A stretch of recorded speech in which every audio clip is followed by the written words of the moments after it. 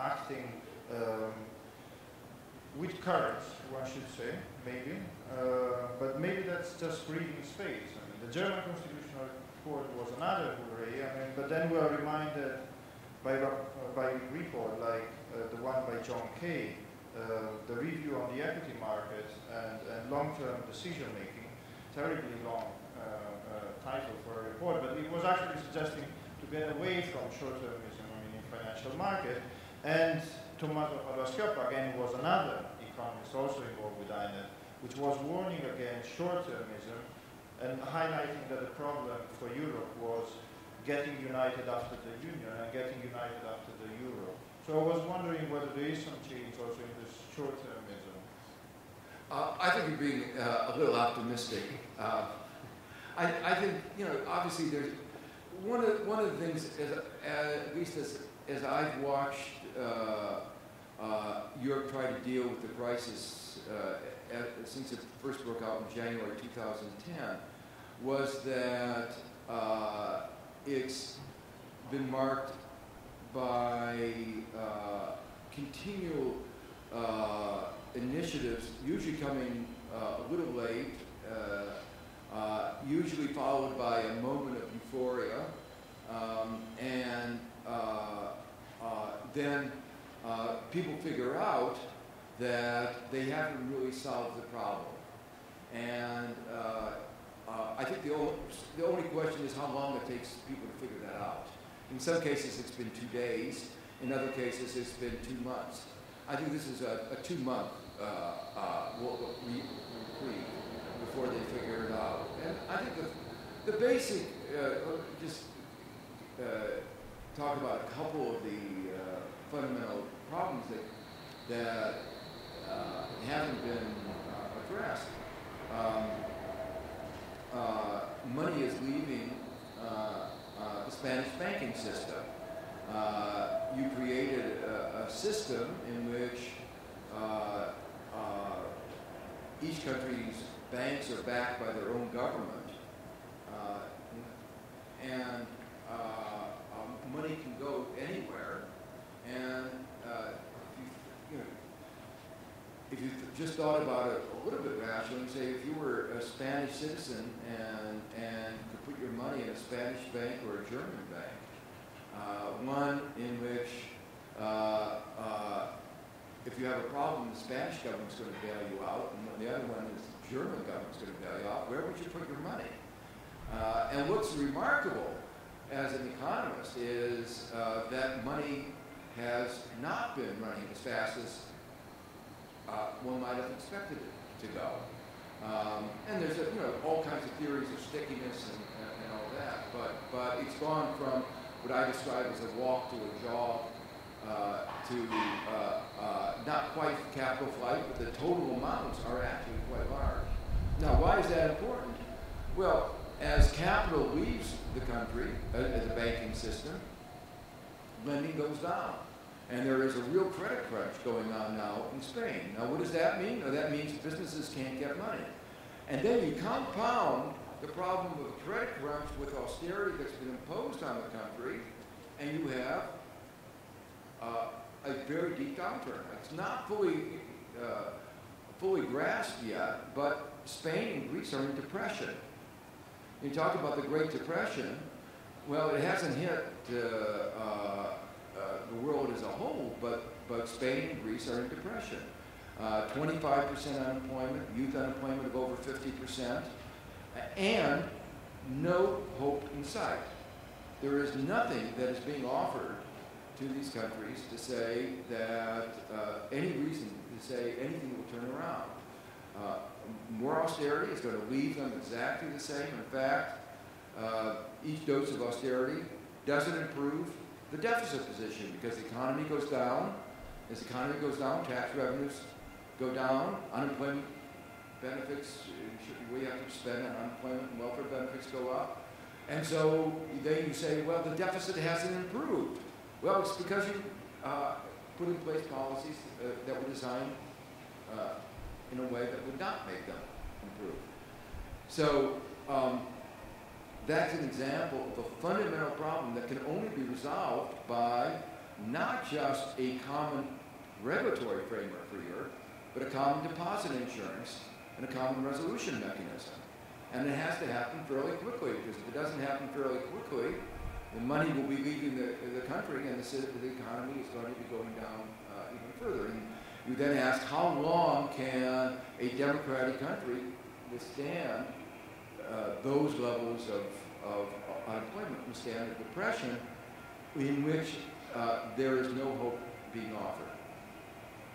Well, I give myself the yellow card, and now it's time for question. So the free atmosphere, please. They will be the ones solving the crisis. Yes, my name is Anil. We talked earlier already, pretty sure. I have a question. You talked a lot about income distribution with regard to inequality, and my question is, I mean, you didn't really talk about money and how money is created. And therefore, I would like to ask, what is your opinion of Fisher's idea of 100% money? Do you think that can change the issue which you just discussed about Spain and austerity politics to give states the opportunity to create their money again? Well,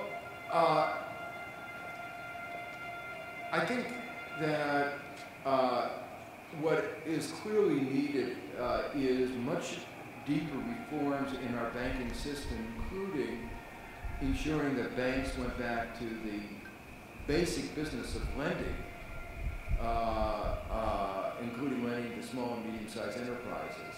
If you look at the fraction of the income that the large banks get from their lending activity as opposed to from their real lending activities, as opposed to predatory, abusive credit card practices or speculation.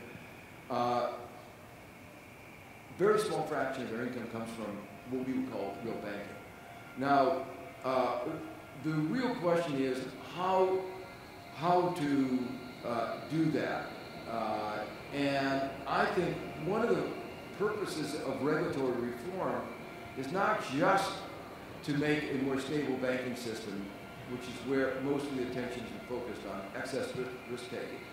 I think one of the reasons that we want regulatory reform of the banking system is to get it back to doing what it's supposed to be doing. And so there's a positive agenda. If they weren't engaged in derivatives and speculation, and if they weren't allowed to engage in all their other bad practices, they would have more incentives to do the positive things which are necessary for the economy to function. So that's what I would put more emphasis on the question of how we, and I think both